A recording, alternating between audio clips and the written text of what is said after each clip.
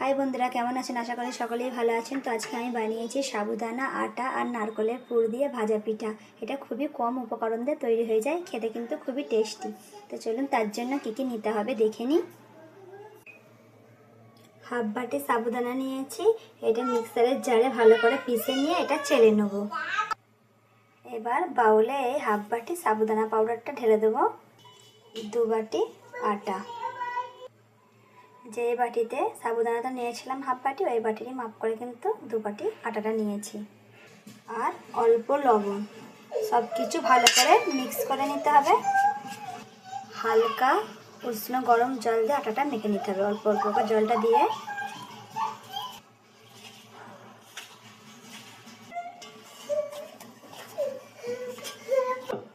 ডোটা ঠিক এই ধরনের হবে। এবার এটা 5 মিনিট রেস্টে রেখে দেবো ঢাকনা চাপা দিয়ে। 5 মিনিট হয়ে গেছে, এবার এটা দুভাগে ভাগ করে নেব। একটা আটা ছড়িয়ে বেলে নেব। বেলা হয়ে গেছে, দেখুন রুটির থেকে একটু মোটা বেলে নিতে হবে। একটা ডাব্বার ঢাকনা নিয়েছি, এবার এই সাইজের কেটে নিতে হবে।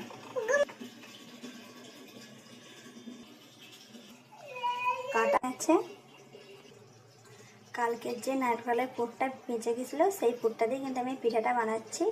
আপনারা যদি পুর তৈরি করেন তো প্রথমে নারকেল দেবেন, তারপর খেজুরের গুড় দেবেন, তার সঙ্গে 2টো তেজপাতা আর অল্প লবণ দিয়ে ভালো করে নাড়াচাড়া করে একটু শুকনো শুকনো হয়ে যাবে, তাহলে নারকেলের পুরটা তৈরি হয়ে যাবে। মাঝখানে পুরটা দেওয়া হয়ে গেছে, ব্যাস এইভাবে ফোল্ড করে ডিজাইনটা বানিয়ে নেব। এই ধরনের চামচি দিয়ে সাইডগুলো ডিজাইন বানিয়ে নেব। হয়ে গেছে, এবার সাইডগুলো এভাবে কেটে নিতে হবে।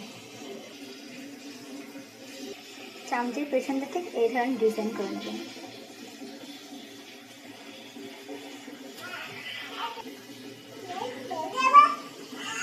দু সাইডে এভাবে খালি মুড়ে দিতে হবে।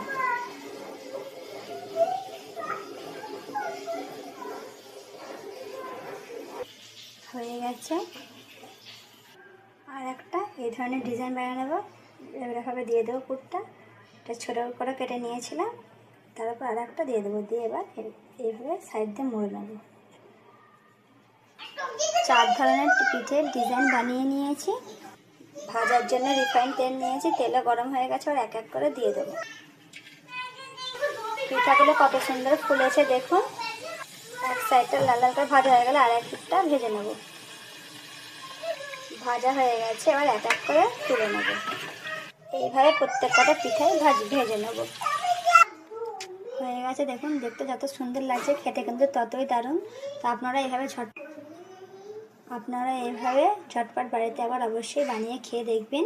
যদি আমার ভিডিও এবং রেসিপিটা ভালো লাগে তো অবশ্যই লাইক, সাবস্ক্রাইব এবং ফলো করবেন। Thank you.